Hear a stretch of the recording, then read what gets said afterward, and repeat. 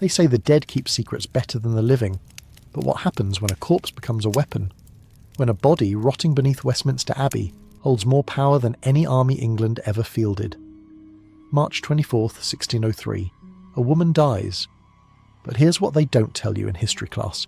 She didn't die alone in some peaceful royal bed, slipping away with prayers on her lips.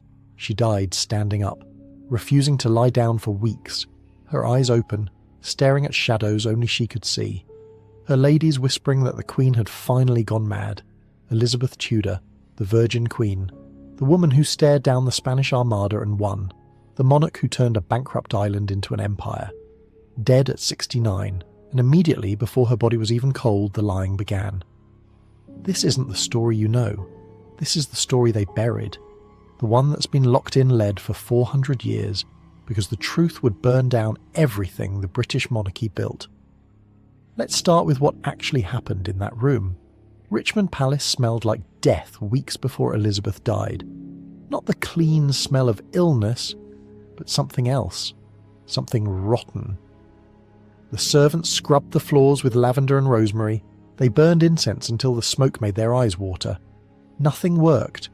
The stench seeped from the Queen's chambers like a living thing. Inside, Elizabeth had become a ghost haunting her own body. Picture it. A woman who once commanded rooms with a single glance, now propped against cushions because her legs wouldn't hold her. Her face, that famous face that launched 1,000 portraits, covered in white paste so thick it cracked when she tried to speak. Underneath? We'll get to that. Trust me, you're not ready yet. Her chief lady, Catherine Howard, later told her sister in a letter that was quickly destroyed, "Her Majesty's mind has fled. She speaks to her father, dead these 50 years. She argues with ghosts. Last night she screamed that men in black were coming through the walls." The doctors stood useless in the corners. What could they do? They couldn't even examine her properly. You don't touch a queen. You don't undress her. You don't look beneath the layers of silk and jewels and lies. So they watched her die. Slowly. Horribly. Over weeks. But let's rewind. Because you can't understand the horror of her death without understanding the nightmare of her survival. 1536. A little girl, not yet 3 years old, watches her mother walk to a scaffold. Anne Boleyn, the woman who broke England from Rome, the woman Henry VIII destroyed when she failed to give him sons. They don't let Elizabeth see the execution, but she hears it. The crowd roaring. Then the terrible silence. Then nothing. Her mother's head rolled. Elizabeth's world shattered, and in that moment something crystallized in that child's mind. Weakness kills you. Being a woman kills you. Needing anything from anyone kills you. She learned fast.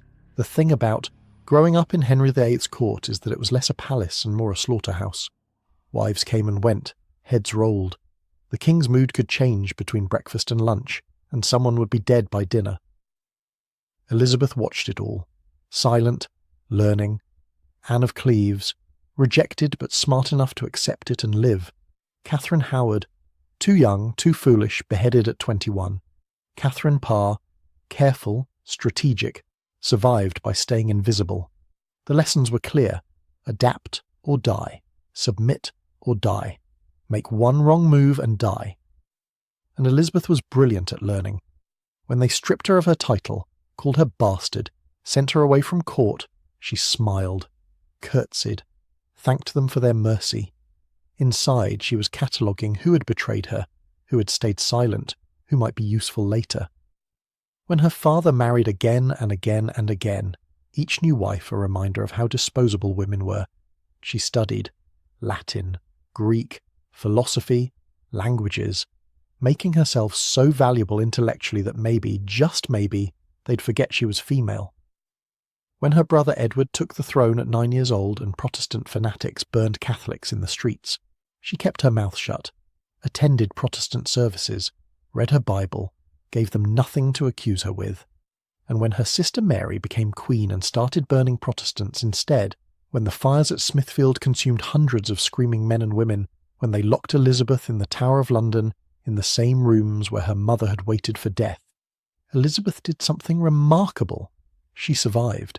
The Tower of London in 1554 was not just a prison. It was a waiting room for death. Elizabeth knew this. Every stone in her cell had witnessed someone's final moments. The walls still bore scratches where previous prisoners had carved their names, their prayers, their desperate last thoughts. She was kept there for 2 months. 2 months of interrogation. 2 months of never knowing if today would be the day they came to take her to the scaffold. Mary wanted her dead. The evidence was thin, some letters, some associations with Protestant rebels. But in Tudor England, thin evidence was enough if the monarch wanted blood. So why did Elizabeth survive? Partly luck, partly because she was so careful in her answers that they couldn't build a solid case, but mostly because she understood something crucial. She made herself useful. She made Mary believe that executing her would cause more problems than keeping her alive. How? By becoming whoever she needed to be. Catholic when Mary was watching. Sick when they wanted to interrogate her too harshly, and she was genuinely ill during this time, whether from stress or something else. Humble, obedient, no threat at all. It was a performance. Every word calculated, every tear timed perfectly.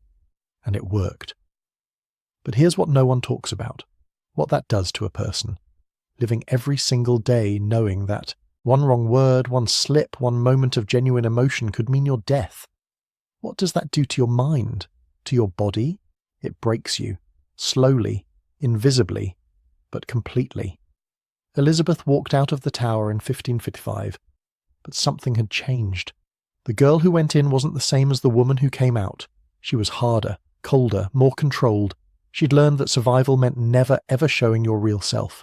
That lesson would define her reign. It would also kill her. 1558. Mary dies, childless and hated. And suddenly, impossibly, Elizabeth is queen.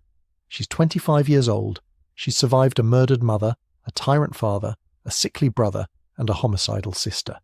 She spent her entire life one mistake away from execution. And now, she's the most powerful person in England. The coronation was magnificent. Elizabeth rode through London in cloth of gold, crowds screaming her name. She smiled and waved and looked every inch the glorious monarch. What they didn't see, the bruises under her gown from the corset they'd laced her into, the headache from the heavy crown, the terror beneath the smile. Because she knew something they didn't. Being queen didn't make her safe, it made her a bigger target. The first thing everyone tells her, get married, produce an heir, secure the succession. It's not a suggestion, it's a demand, from her council, from Parliament, from every ambassador in Europe. The entire political establishment of England is united on this point. A woman cannot rule alone. She needs a husband. The parade of suitors begins immediately. Philip Thus of Spain comes first, her dead sister's widower, twice her age, offering to protect England by absorbing it into his massive Catholic empire. Elizabeth meets with his ambassador, smiles sweetly, and says she'll consider it. She has no intention of considering it. But saying no outright would insult Spain and possibly trigger a war. So she strings him along for years, the Archduke Charles of Austria, Protestant, which is better. But marrying him would tie England to the Holy Roman Empire's endless continental wars. Elizabeth expresses interest, drags out negotiations, never commits. Eric XIV of Sweden sends portrait after portrait of himself, each more flattering than the last. Elizabeth hangs them in her private chambers and laughs with her ladies about his desperation. She never seriously considers him. The Duke of Anjou, young, French, Catholic. This one gets further than most. Elizabeth actually seems interested for a while. She calls him her frog, in letters. But he's Catholic, and England would revolt if she married a Catholic. So after years of negotiation, it falls apart. Robert Dudley, Earl of Leicester. This one's different.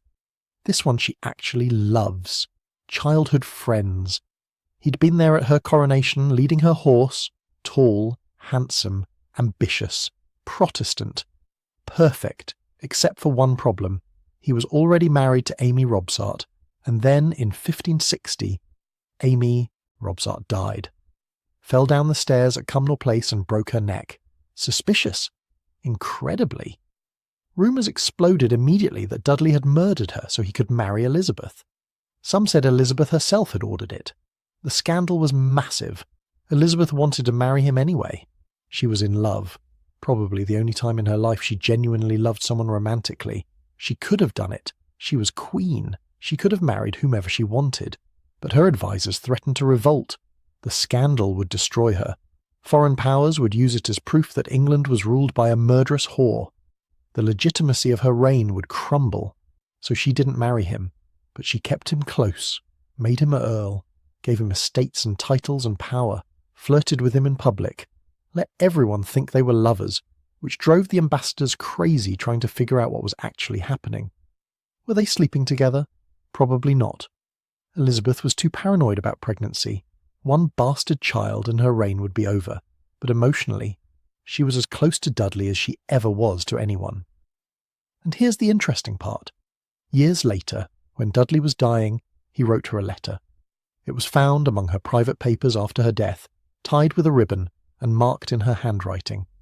His last letter.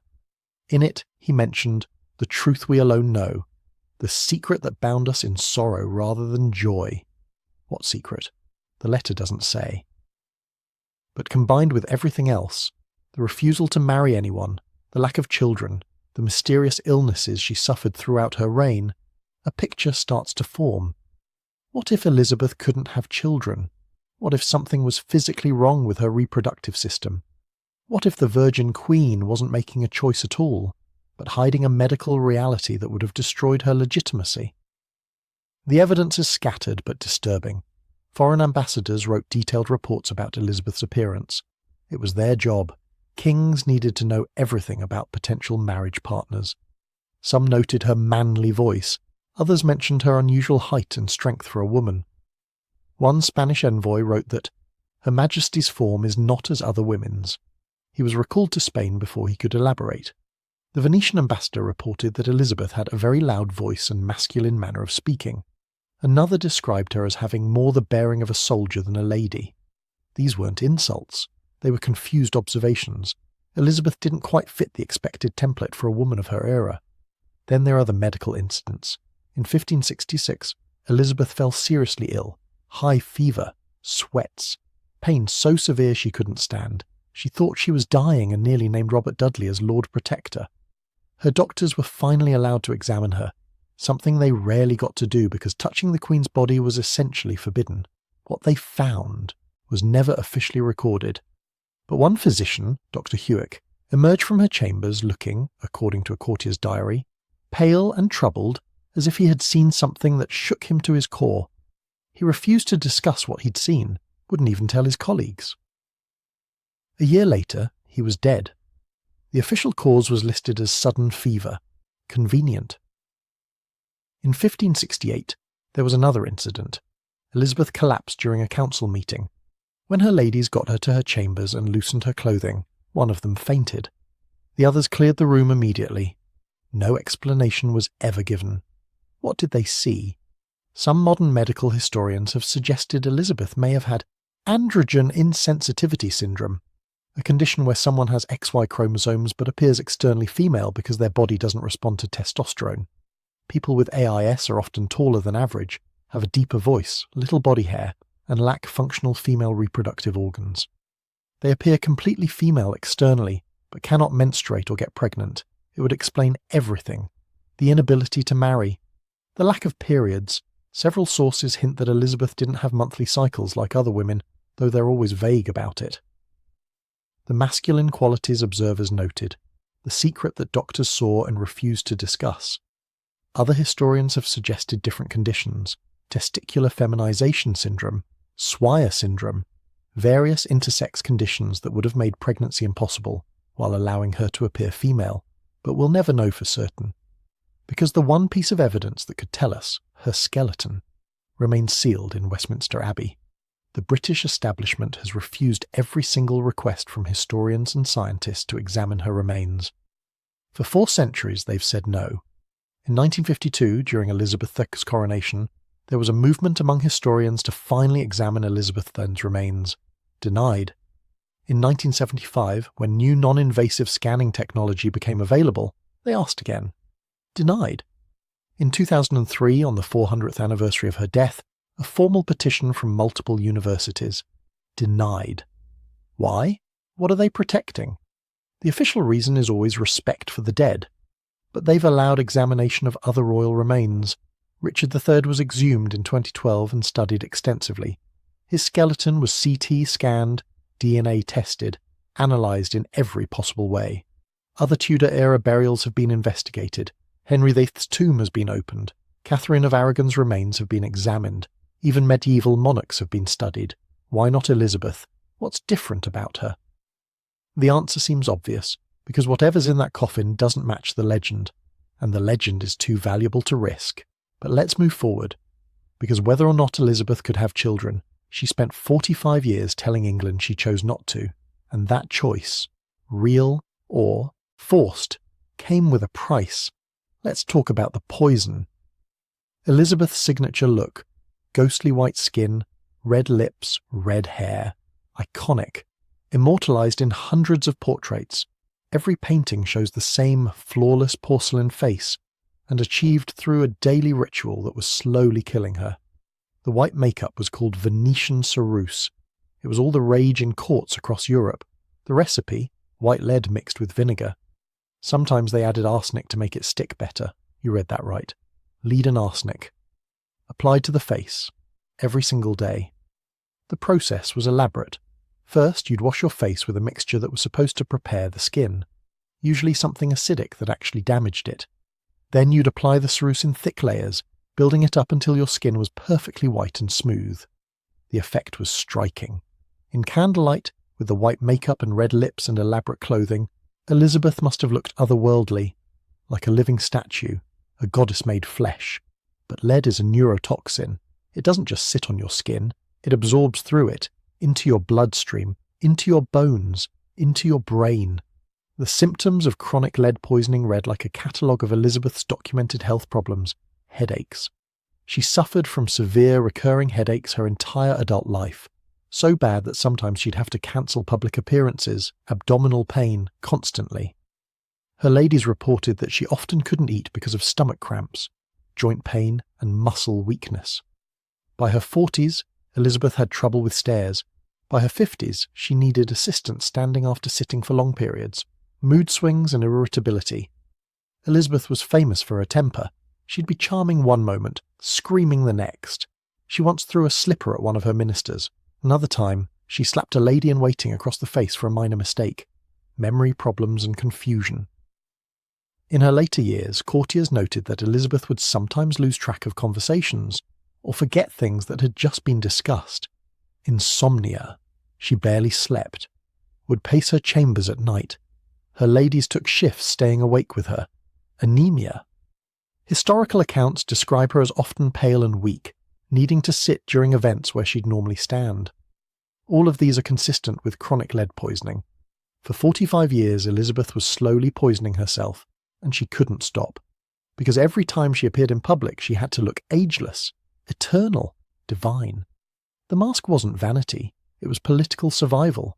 Any sign of weakness, any crack in the facade, and the wolves would circle. Spain was always waiting for an excuse to invade. Catholic assassins were always plotting. Her own nobles were always calculating whether they could do better with a different monarch. Elizabeth's power rested entirely on her image of invincibility, so every morning her ladies applied the poison. Layer after layer, until her face was a white shield, until the lead had soaked so deep into her skin that even when she washed it off at night, white residue remained in every pore. And beneath the makeup, the damage accumulated year after year. By her 40s, her skin was dry and flaking. The lead was breaking down her skin's natural moisture barrier. Her ladies had to apply increasingly thick layers to cover the damage. By her 50s, she had open sores. Small ones at first, then larger. The lead was literally corroding her skin. They'd cover the sores with extra makeup, which made them worse, which required more makeup. A vicious cycle. By her 60s, according to one lady's secret testimony given years later, Elizabeth had patches of blackened flesh on her face and neck that wept yellow fluid and would not heal. Necrosis. Tissue death. From decades of lead exposure. But in public she was perfect. Glowing. Untouchable. The fairy queen. Gloriana. The portraits from her later reign are telling. They become increasingly stylized, increasingly unrealistic. The rainbow portrait from around 1600 shows Elizabeth as a young woman, though she was nearly 70, no wrinkles, perfect skin. It's not a portrait of a person, it's an icon, a symbol. Because the real Elizabeth, the woman beneath the paint, was falling apart. The corset was the other torture device. Elizabethan court fashion demanded a specific silhouette: tiny waist, flat chest, rigid triangular torso. To achieve this, women wore corsets reinforced with whalebone, wood or steel, laced so tight they could barely breathe. Elizabeth wore hers tighter than anyone. Had to. At state functions she needed to stand for hours without showing fatigue. The corset held her upright when her body wanted to collapse. It was a cage, a prison. Structural support for a building that was crumbling from the inside. A properly laced Elizabethan corset reduced your waist by 4 to 6 inches. Elizabeth's ladies reported lacing hers even tighter. 6 to 8 inches of compression, every day, for 45 years. What does that do to a body? Your ribs bend inward. Over time they deform permanently. Your lungs can't fully inflate. You're breathing shallow all the time, never getting quite enough air. Your liver gets compressed and displaced. Your intestines are squashed. Digestion becomes agonizing because there's nowhere for your stomach to expand. Standing or sitting, you're in constant discomfort. Lying down is the only relief, but even that's limited because your ribcage has been reshaped. Autopsy reports from other noble women of the era show the damage. Cracked ribs, indented livers, compressed lungs with reduced capacity, spinal deformities from the constant unnatural posture. Elizabeth's ladies reported that when they finally cut the corset off her corpse, her torso was covered in deep grooves, permanent indentations in her flesh, where the bones had pressed for 45 years. The grooves were so deep you could see the outline of the corset structure imprinted in her skin like a fossil. Imagine that. Imagine your clothing leaving permanent marks in your body. Imagine that level of constant pressure for 4 decades. But Elizabeth couldn't stop wearing it, because without it she'd look weak, soft, human, and she needed to look superhuman. Every public appearance was an endurance test, standing in the corset for hours, breathing shallow, in pain, smiling. And if she showed any discomfort, any weakness, it would be in every ambassador's report by nightfall. Spain would hear about it, France would hear about it, Rome would hear about it, and they'd all start calculating how much longer England's queen would last. So she stood, and smiled, and slowly destroyed her body to preserve her power. The 1570s and 80s brought new pressures that made everything worse. Mary Queen of Scots arrived in England in 1568, fleeing a rebellion in Scotland. She was Elizabeth's cousin. She was Catholic. She was beautiful. She was fertile. She had a son, which Elizabeth didn't. And according to Catholic Europe, she was the legitimate Queen of England because Elizabeth was a bastard born of an illegal marriage. Mary was a walking threat. Just by existing, she gave every Catholic in England someone to rally around. Every plot against Elizabeth had Mary at its centre. The Ridolfi plot in 1571, assassinate Elizabeth, marry Mary to the Duke of Norfolk, put her on the throne. Discovered and stopped. The Throckmorton plot in 1583, Spanish invasion coordinated with an uprising to murder Elizabeth and crown Mary. Discovered and stopped. The Babington plot in 1586. This was the one that finally sealed Mary's fate. A group of young Catholic nobles planned to kill Elizabeth and free Mary. The plot was infiltrated by Elizabeth's spymaster Francis Walsingham. He let it develop, gathering evidence, until he had proof that Mary knew about and approved the assassination. Elizabeth hesitated for months. Mary was a queen, anointed by God. Executing her would set a terrifying precedent, that monarchs could be held accountable, could be killed legally. It would undermine the entire divine right of kings. But finally, in February 1587, Elizabeth signed the death warrant. Mary was beheaded at Fotheringhay Castle. Elizabeth claimed afterward that the warrant was sent without her final approval, that her secretary had acted without authorization. It was probably a lie, a way to avoid responsibility while still getting the result she needed. But here's what's interesting. After Mary's execution, Elizabeth fell into a deep depression that lasted months. Some historians think it was political theatre, showing Europe that she'd had no choice. But her ladies reported that it was real. Elizabeth barely ate, barely slept. sat for hours staring at nothing. Was it guilt? Maybe. Mary was her cousin. They'd never met in person, but they'd corresponded for years. Elizabeth had kept Mary imprisoned for 19 years before finally killing her. Or was it something else? Was it the recognition that she'd just killed the one woman in England who represented everything Elizabeth wasn't? Mary had been married 3 times, had a son, had been desired and loved and betrayed and lost everything, and still had something Elizabeth never would: biological legacy. Elizabeth ruled England, but Mary's son James would inherit it. That must have been bitter. But killing Mary didn't end the threat. It intensified it. Because now Philip II of Spain had the perfect excuse for war: the Spanish Armada. 1588, the largest invasion force England had ever faced. 130 ships, 30,000 men. The plan: sail up the English Channel, link up with the Spanish army in the Netherlands, invade England, depose Elizabeth, restore Catholicism. If it had succeeded, Elizabeth would have been executed. England would have become a Spanish puppet state. The Protestant Reformation in England would have been erased. Elizabeth was 54 years old, in constant pain from the lead poisoning, the corset, and what was probably undiagnosed arthritis, suffering from the depression after Mary's execution, barely sleeping because of nightmares and political pressure.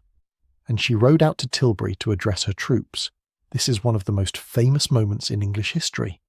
Elizabeth in armour, well, a ceremonial breastplate over her dress, on a white horse, surrounded by soldiers. The speech: "I know I have the body of a weak, feeble woman, but I have the heart and stomach of a king, and of a king of England too, and think foul scorn that Parma or Spain, or any prince of Europe should dare to invade the borders of my realm." It's magnificent. It's inspiring. It's been quoted for 400 years as an example of courage and leadership. What they don't tell you is what happened before and after.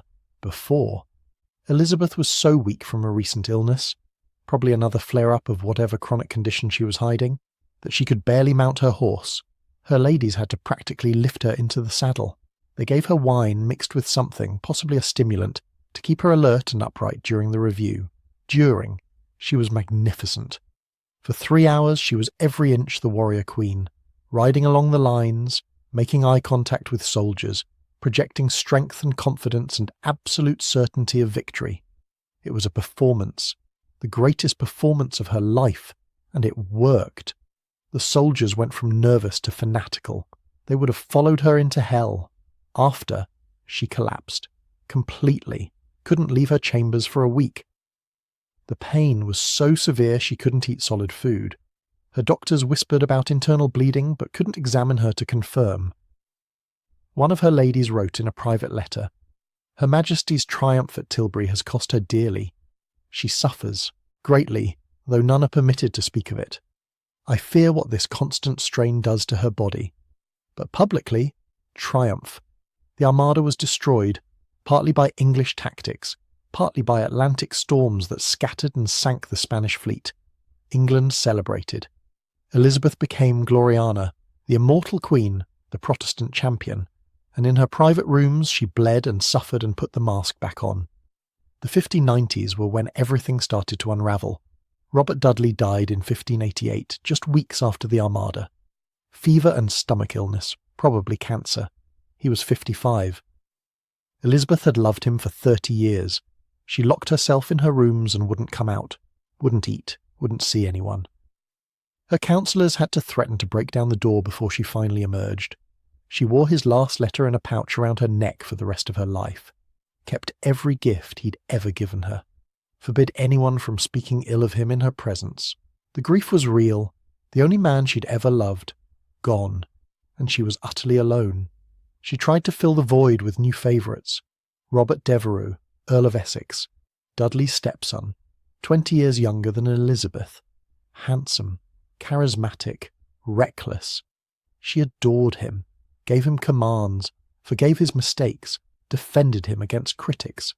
It was almost motherly, the way she doted on him. And Essex took advantage. He was arrogant, convinced he was indispensable. When she sent him to Ireland to put down a rebellion, he failed miserably, made an unauthorised truce with the rebels, and rushed back to England without permission. He burst into Elizabeth's private chambers early one morning, unannounced, unauthorised. Elizabeth was still in her nightgown. Her wig was off. Her makeup was off. For the first time in decades, someone saw Elizabeth's real face. Essex froze. The accounts differ on exactly what he saw, but all agree he was shocked. He stammered an apology and backed out. Elizabeth never forgave him for that. Not for the political failures, for seeing her without the mask. In 1601, Essex tried to stage a coup, tried to march on the palace with armed supporters. It was pathetic. The coup fell apart immediately. But it was treason. Elizabeth signed his execution warrant. According to her ladies, she wept while signing it, but she signed it. Essex was beheaded on February 25th, 1601. He was 34 years old. After his execution, Elizabeth was never the same. The depression that had always stalked her finally caught up. She stopped caring about appearances, stopped eating properly, stopped sleeping. Her counsellors begged her to name an heir. She refused. Maybe out of superstition, naming an heir felt like inviting death. Maybe out of political calculation, the second she named an heir, that person would become the focus of every plot and scheme, and she'd become irrelevant. Or maybe she just didn't care anymore. The physical decay accelerated in her final years. By 1600, she'd lost most of her teeth. The lead and the sugar she consumed compulsively had rotted them away. Her breath smelled terrible. She stuffed her cheeks with cloth to maintain the shape of her face in public, which made speaking difficult and eating almost impossible. Her hair was gone, wiped out by the lead, the stress and age. She wore increasingly elaborate wigs, some piled 2 feet high, decorated with jewels and pearls and gold wire. They were so heavy they gave her headaches, but she needed them, needed the illusion of youth. Her hands shook constantly, tremors that made writing difficult, made holding things uncertain.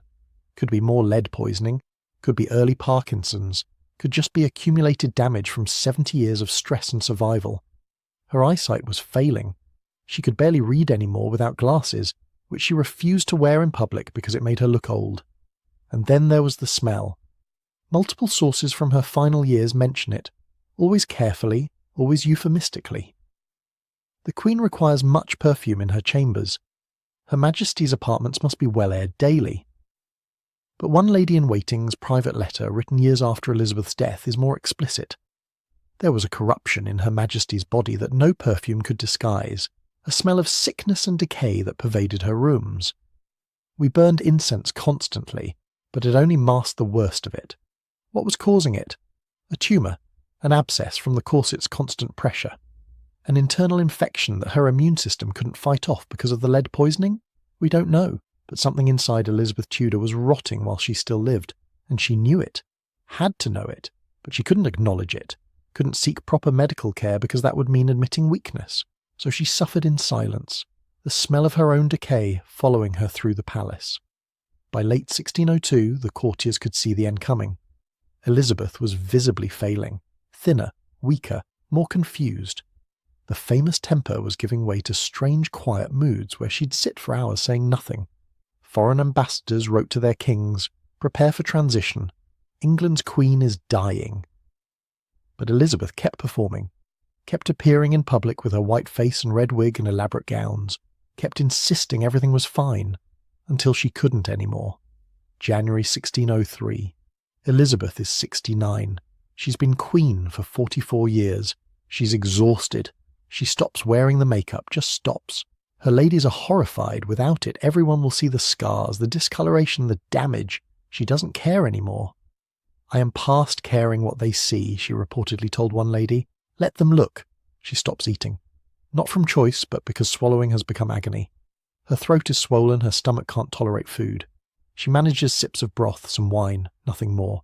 Her abdomen swells grotesquely. She looks 6 months pregnant, a cruel joke for the Virgin Queen.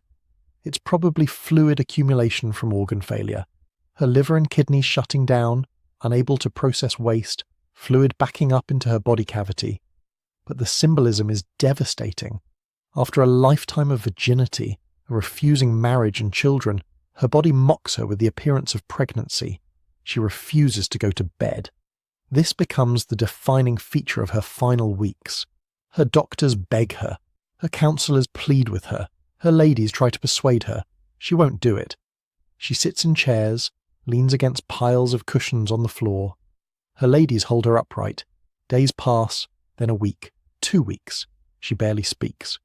When she does, it's fragments, names of people long dead, half-remembered prayers in Latin. Sometimes she laughs for no apparent reason. Sometimes she stares at corners of the room and asks, "Who's there?" when nobody is. "Why won't she lie down?" her ladies asked. She gave different answers. Once, "If I lie in that bed, I shall never rise again." Another time, "The bed is a trap. Death waits there." Another time, she said nothing, just shook her head violently. Some historians think it was psychological, that lying down meant surrender, meant accepting death, and Elizabeth had spent 70 years refusing to surrender to anything. Others suggest it was medical. Perhaps lying flat put unbearable pressure on her damaged organs. Perhaps the fluid in her abdomen made breathing impossible when horizontal.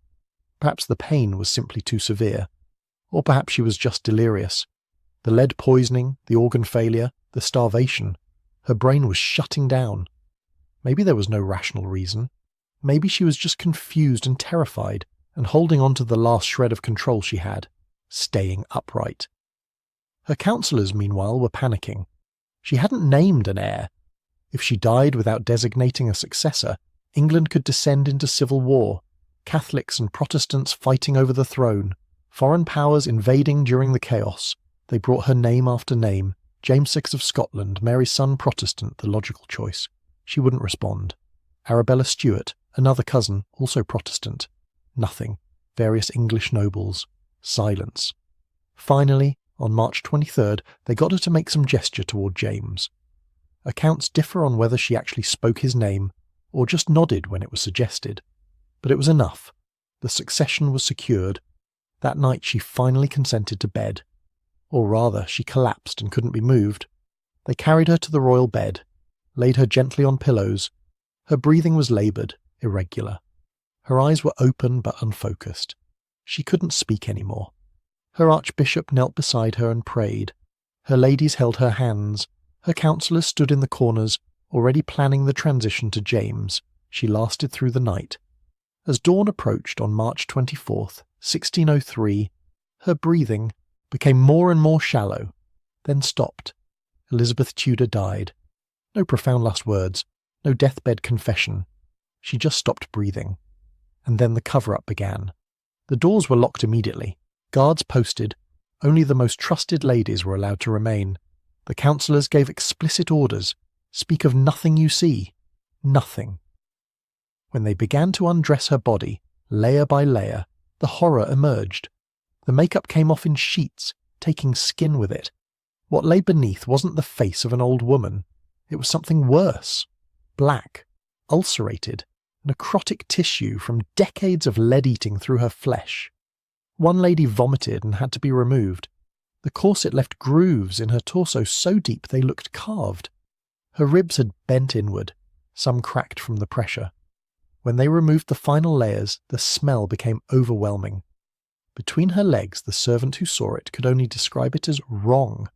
Either absent or malformed, she couldn't say which in her shock. The abdomen was distended with fluid and a hard mass. Tumour, abscess. Nobody was allowed to investigate further. They wrapped the body immediately, sealed it in lead within hours. The coffin was closed before rigor mortis fully set. The servants were scattered across England. The doctors who'd attended her, 3 died within a year. The funeral was spectacular propaganda but rushed. They wanted that body underground before questions multiplied. James became king. The Tudor era ended, and the first thing he did was ensure Elizabeth's tomb stayed sealed forever. 400 years later, it remains locked. Every request to examine her remains has been denied. Other monarchs have been studied, but not her. Why? Because whatever's in that coffin would shatter the myth.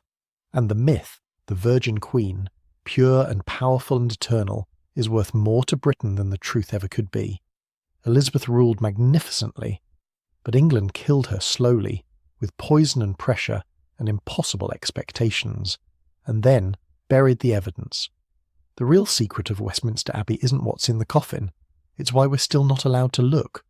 Some truths are too dangerous, some lies too essential, some bodies must stay buried so empires can survive. The Virgin Queen is dead, but the lie that killed her lives on